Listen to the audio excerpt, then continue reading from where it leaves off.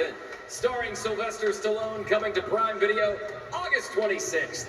By Bud Light, the official beer of celebrations. By Boost Mobile, money is power. And by Die Hard Batteries and Advance Auto Parts.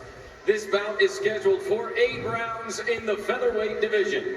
Our judges at ringside, Tim Cheatham, Lisa Giampa, and Patricia Morse-Jarman. And the man in charge at the sound of the bell, Mr. Robert Hoyle.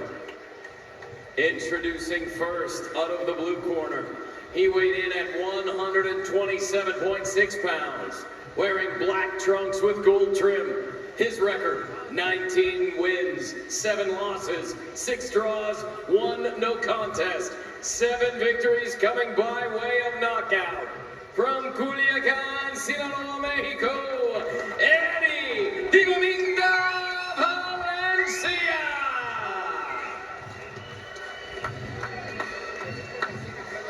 Introducing out of the red corner, he weighed in at 127.8 pounds, wearing red trunks with green and white trim. His record, 21 victories with only 2 defeats, 11 victories coming by way of knockout.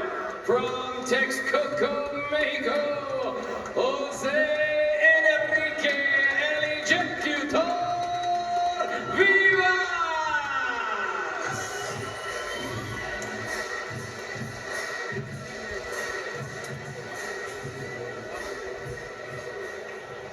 All right, gentlemen, we went over the rules in the dressing room. Any punches that land on either waistband is a legal shot, okay?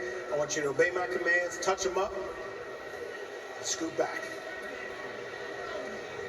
Jose Enrique Vivas now being trained by Jacob Nahar after leaving Manny Robles' gym. And his opponent, Eddie Valencia, was here on May 21st at Resorts World, losing an 8-round unanimous decision against Jesse Magdaleno. He said, look, Magdaleno didn't want to engage. He didn't want to fight. But I know that won't be the case this evening. Bernardo soon alongside former world champion Timothy Bradley. Glad you're with us. The Southpaw is from Culiacan, Sinaloa, Eddie Valencia. The orthodox fighter in red is Jose Enrique Vivas. Well, let's see how well Vivas adjusts to fighting this Southpaw. Let's see his tactics or technique. What he's going to use, you already know. Getting that lead foot outside is extremely important to line up the backhand against the Southpaw, and vice versa.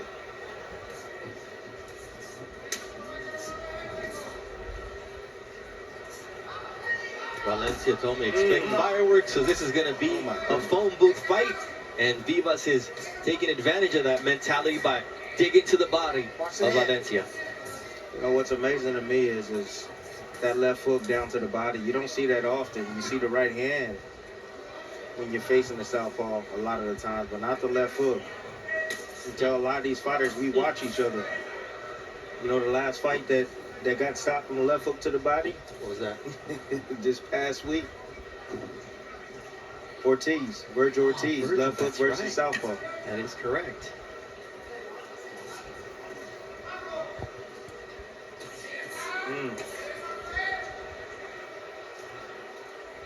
You already know what Vivas' game is. Put as much pressure on Valencia as he possibly can and work the body. Valencia used to sell sushi out of his house in Culiacan. And right before the Jesse Magdaleno fight, he said, look, I need to dedicate myself fully to the sport of boxing, so no more sushi, chef. Oh, nice right hand there from Valencia. From Vivas. That sets up a left hook. Let him out, let him out.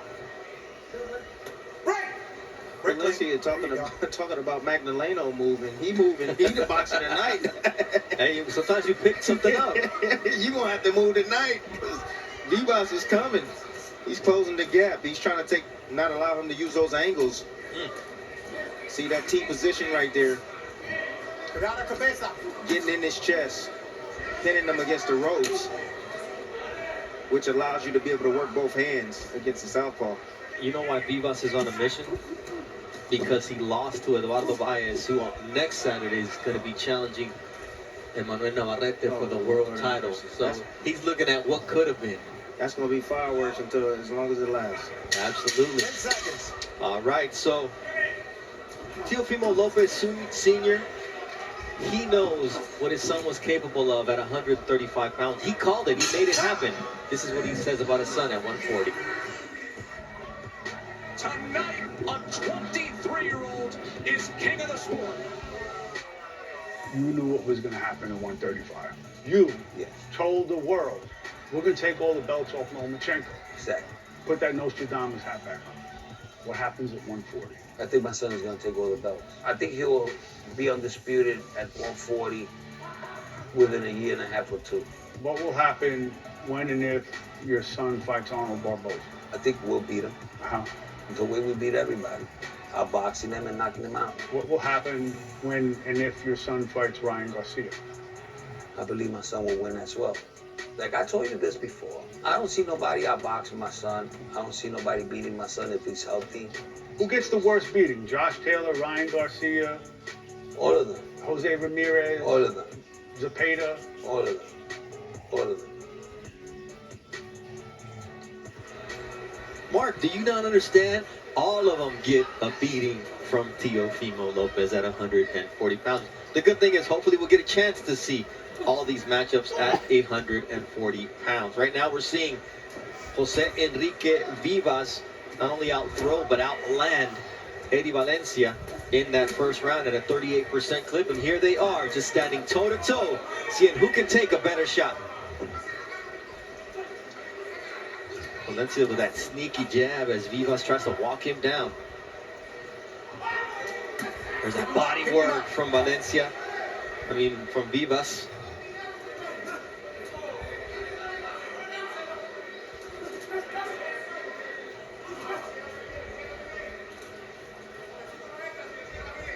The mentality is there to just sit and exchange punches. And that's exactly what's been happening for the first minute of this second round. Starting to turn into a phone booth fight. Both guys trading back and forth. In close. This typically becomes a battle of attrition and will when you have these phone booth type of fights. Eddie Valencia's record shows 7 losses, but they've been against opponents that combined 93% wins, 138, 8-3 record. So it's not just nobodies that are beating him, it's fighters with solid records that are having to work for the victory, as is Vivas tonight against Valencia. Nice little angles on the inside.